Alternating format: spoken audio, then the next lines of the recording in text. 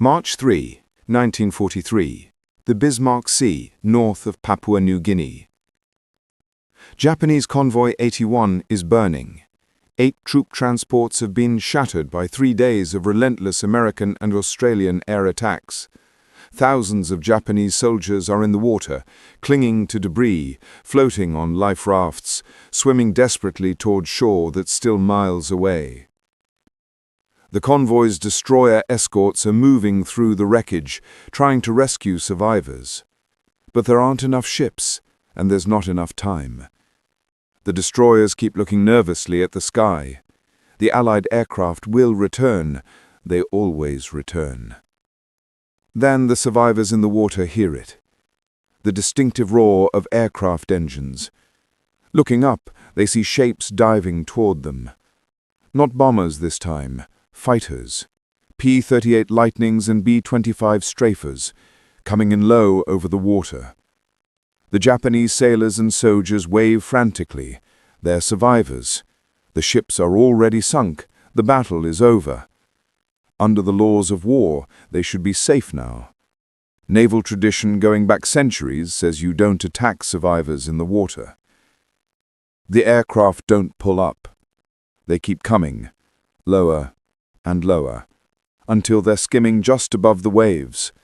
Then the guns open fire. What happens next will become one of the Pacific War's most controversial actions and one of its most devastating. Over 3 days, Allied aircraft will systematically strafe thousands of Japanese survivors in the water, on rafts, and aboard rescuing destroyers. The humanitarian disaster will shock both sides, raise profound questions about the laws of war, and demonstrate just how brutal the Pacific conflict had become. Welcome back to the channel. Today we're covering one of World War II's darkest and most morally complex episodes, the strafing of Japanese survivors after the Battle of the Bismarck Sea. Hit that subscribe button because this is a story with no easy answers. Only hard questions about what happens when total war collides with military necessity and human morality. To understand what happened to the survivors, you first need to understand the battle itself and why it mattered so much to both sides. By early 1943, the war in the Pacific had reached a critical phase. Japan had been stopped at Midway and was losing ground in Guadalcanal. The Allies were beginning their long march toward Tokyo, but progress was slow and costly. One of the key battlegrounds was New Guinea, a massive island where Allied and Japanese forces were locked in brutal jungle warfare. The Japanese garrison that lay on the northern coast of New Guinea was running low on supplies and reinforcements. Without resupply, the garrison would collapse and Japan would lose control of a critical strategic position. The Japanese army insisted that a large convoy be sent to reinforce Leh, Operation 81. The convoy consisted of 8 troop transports carrying 6,900 soldiers of the 51st Division, escorted by 8 destroyers. It was heavily laden with troops, supplies, ammunition, and equipment. The route from Rabaul to Leh crossed the Bismarck Sea, about 250 miles of open water where Allied aircraft could attack.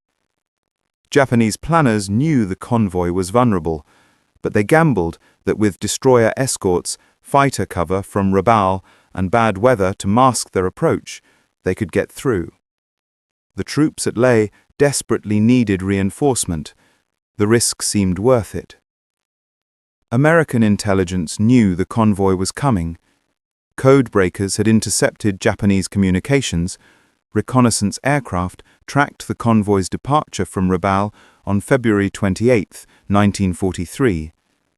General George Kenney, commander of the Allied air forces in the Southwest Pacific, assembled everything he had: B-17 bombers, B-25 strafers, A-20 attack aircraft, and P-38 fighter escorts.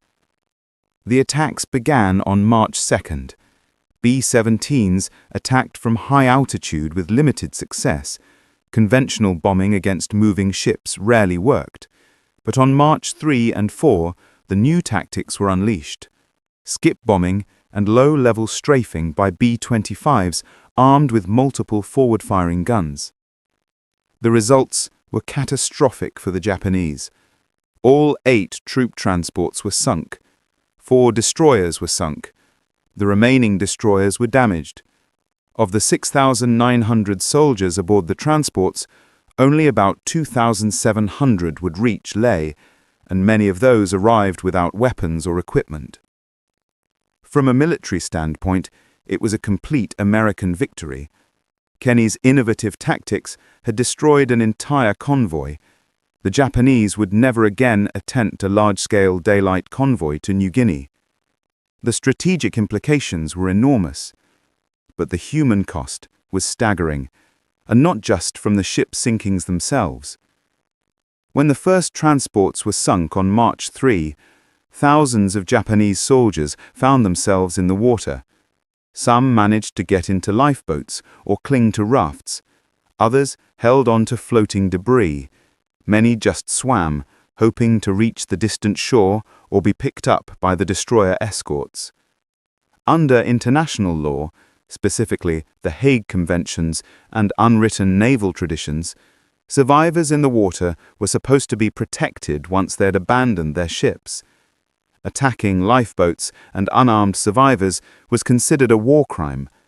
Naval officers on both sides had been raised on stories of chivalrous naval warfare where enemies rescued each other's survivors.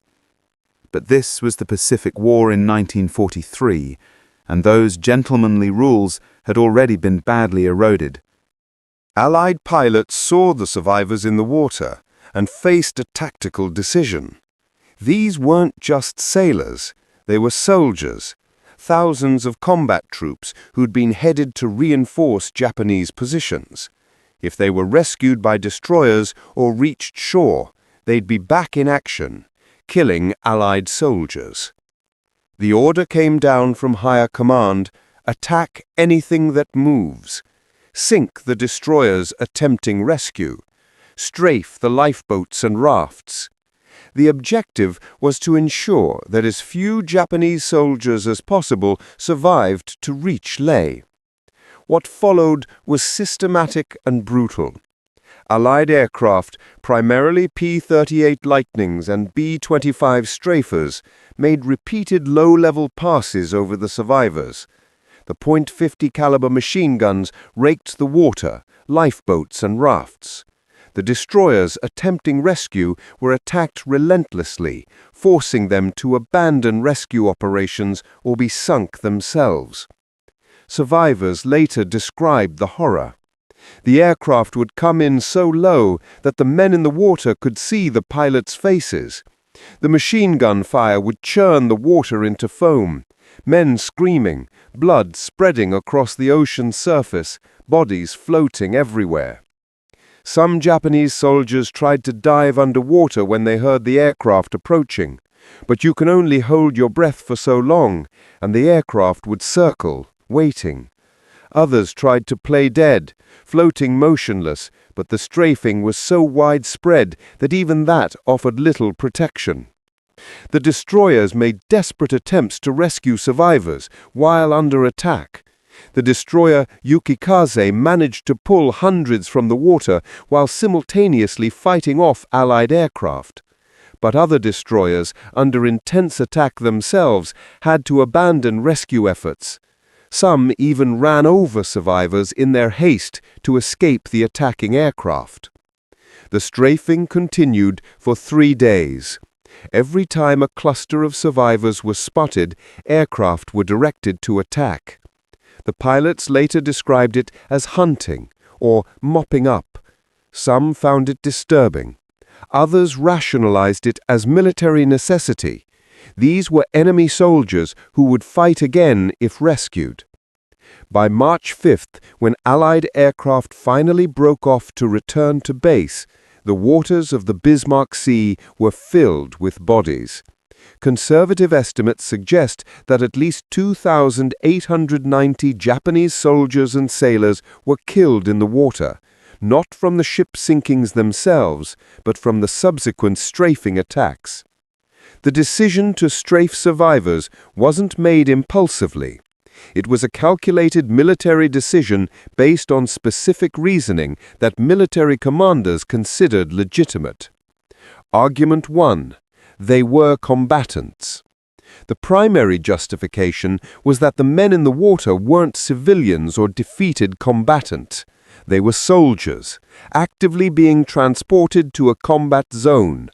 Under this reasoning, they remained legitimate military targets until they were either captured, reached neutral territory, or the battle definitively ended. General Kenny and his staff argued that allowing 6,900 Japanese soldiers to reach Leh would mean Allied troops would face them in combat later. Every Japanese soldier who drowned in the Bismarck Sea was one fewer enemy soldier that Allied infantry would have to fight in the jungle. From this perspective, strafing the survivors was simply a continuation of the battle by other means. Argument 2. Rescue was combat support. The destroyers attempting to rescue survivors were legitimate military targets. They were warships actively engaged in a military operation. Attacking them was clearly legal. The fact that survivors were in the water near these destroyers made them part of the tactical situation. Pilots couldn't precisely distinguish between targeting destroyers and targeting survivors in the water nearby. Argument 3. Japanese precedent. American commanders pointed to Japanese actions earlier in the war. Japanese submarines had torpedoed hospital ships. Japanese aircraft had strafed Allied lifeboats and survivors. Japanese forces had massacred prisoners of war. The argument was that Japan had abandoned the rules of civilized warfare, so the Allies were no longer bound by those rules either. Argument 4. Military necessity. The broader strategic argument was that the Pacific War was a fight for survival. Japan had started the war with a surprise attack. Japanese forces had committed atrocities throughout Asia and the Pacific. In such a brutal conflict, normal rules couldn't apply. Destroying enemy combat power by any means necessary was the priority. General MacArthur's headquarters officially described the strafing as attacks on remaining enemy combatants and rescuing vessels. The language was carefully chosen to frame the action as legitimate military operations rather than attacks on helpless survivors. These arguments were not universally accepted, even within the Allied command structure, but they represented the thinking that led to the orders being given and carried out. Not everyone was comfortable with what happened in the Bismarck Sea. The strafing of survivors raised profound moral and legal questions that troubled many participants and observers. The humanitarian law problem. International humanitarian law, even in 1943, had clear provisions about protecting shipwreck survivors. The Hague Conventions and customary naval law held that once combatants were rendered horse to combat, incapable of fighting, they should be protected. Men floating in the ocean, unarmed, unable to resist, arguably fit this definition. The fact that they were soldiers rather than sailors didn't necessarily change this. The laws of war distinguished between active combatants and those who had been rendered defenseless. Shooting helpless men in the water looked like a war crime to many legal scholars, regardless of military justification. The slippery slope. Some Allied officers worried about precedent. If the Allies strafed Japanese survivors, what would stop Japan from doing the same, or worse, to Allied survivors?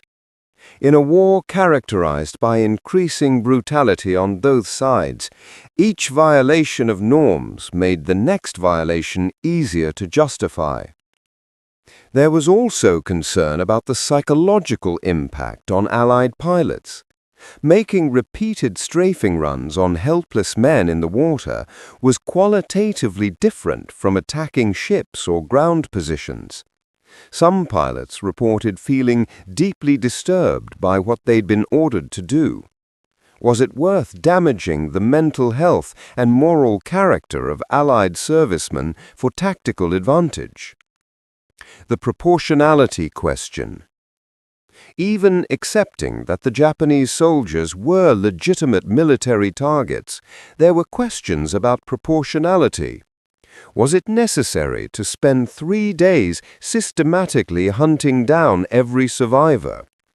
At what point did military necessity cross over into excessive cruelty?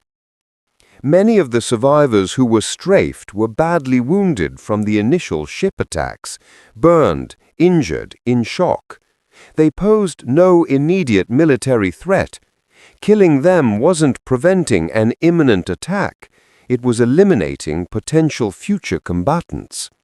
The line between military targeting and outright killing of defenseless men seemed uncomfortably blurred.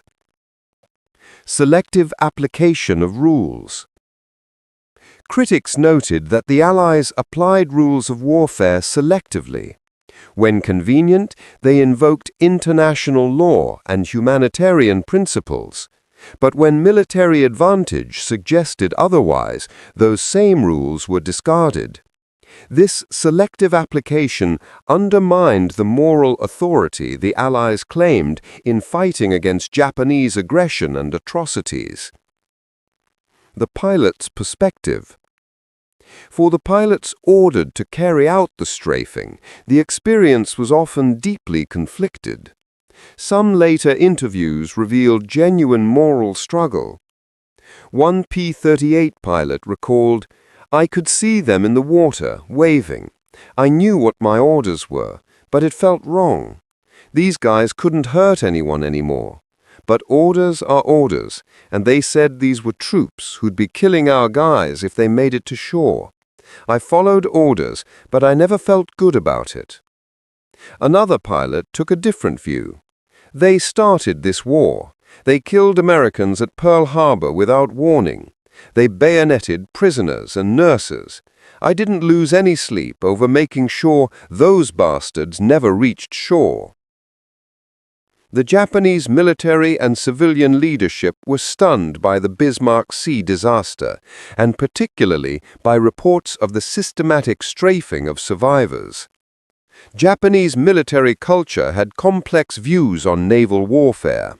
While Japanese forces had committed numerous atrocities on land, the rape of Nanking, the Bataan Death March, execution of prisoners, there remained a romanticized view of naval combat as somehow more honorable.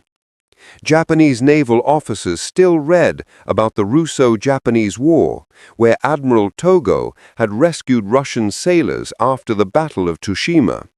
The reports from Bismarck Sea survivors shattered this romanticized view. Survivors who made it to Rabaul or were rescued told horrific stories of being machine-gunned in the water, of watching comrades shredded by .50 caliber fire, of aircraft deliberately targeting lifeboats and rafts. Japanese propaganda seized on the incident. Radio Tokyo broadcast claims of American war crimes and violation of international law. The strafing was portrayed as evidence of American barbarism and racial hatred. Japanese propaganda claimed that Americans viewed Japanese as subhuman and therefore unworthy of humanitarian protection. Ironically, this propaganda was effective domestically, but rang hollow internationally, given Japan's own extensive record of atrocities. Still, it had an impact on Japanese military psychology. Many Japanese soldiers and sailors concluded that surrender to Americans was pointless. They'd be killed anyway, either in the water or as prisoners. This contributed to the fanatical no-surrender mentality that characterized Japanese forces for the rest of the war. The Japanese Navy also drew tactical lessons. The Bismarck Sea disaster demonstrated that large daylight convoys were suicide. Future convoys would travel at night, take longer routes, and use submarines for critical resupply. This strangled Japanese logistics further, but it was preferable to sending troops in ships that would be slaughtered from the air. The full details of the Bismarck Sea strafing were not immediately publicized. Allied command carefully controlled information about the battle, emphasizing the tactical success while downplaying the more controversial aspects. Official communiques described the battle in terms of ships sunk and military objectives achieved. The strafing of survivors was described euphemistically as attacks on rescue vessels and floating enemy personnel. Reporters who accompanied the air units were discouraged from writing detailed accounts of the strafing. This wasn't a complete cover-up. The basic facts were known, but there was a clear effort to avoid dwelling on the more troubling aspects of the battle. The focus was kept on the innovative tactics, the destruction of the convoy, and the strategic victory. Within military circles, however, the controversy continued. Some officers questioned whether the orders had been appropriate. Chaplains expressed concerns. A few pilots requested reassignment rather than participate in further strafing missions. After the war, during war crimes trials, the question of whether Allied forces had committed war crimes at Bismarck Sea was raised, but never formally prosecuted. The legal status remained ambiguous. Was it a legitimate military action or a violation of international humanitarian law? Historians have debated this ever since. Some argue it was a clear war crime, comparable to German or Japanese atrocities. Others maintain it was legally justifiable under military law, if morally troubling. Still others argue it was a gray area where military necessity and humanitarian law collided without clear resolution. Modern military law scholars generally conclude that the strafing would likely be considered illegal under current laws of armed conflict. The Geneva Conventions, revised after World War II, partly in response to such incidents, provide clearer protections for shipwreck survivors, even if they are combatants.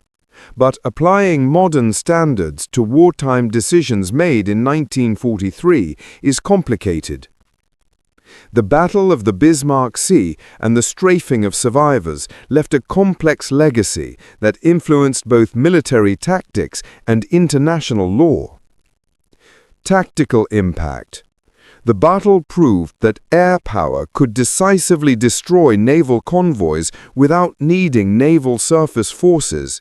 Skip bombing and low-level strafing became standard tactics in the Pacific. The Japanese abandoned large-scale daylight convoys entirely, fundamentally changing their logistics strategy. Legal evolution. The ambiguities and controversies of the Bismarck Sea contributed to the revision of the Geneva Conventions after World War II. The 1949 Geneva Conventions included more specific protections for shipwreck survivors, clarifying that they must be protected and rescued when circumstances permit, even if they are combatants. But applying modern standards to wartime decisions made in 1943 is complicated. The incident exemplifies how war degrades moral boundaries. Both sides in the Pacific War committed atrocities, and each side justified its actions by pointing to the other side's violations.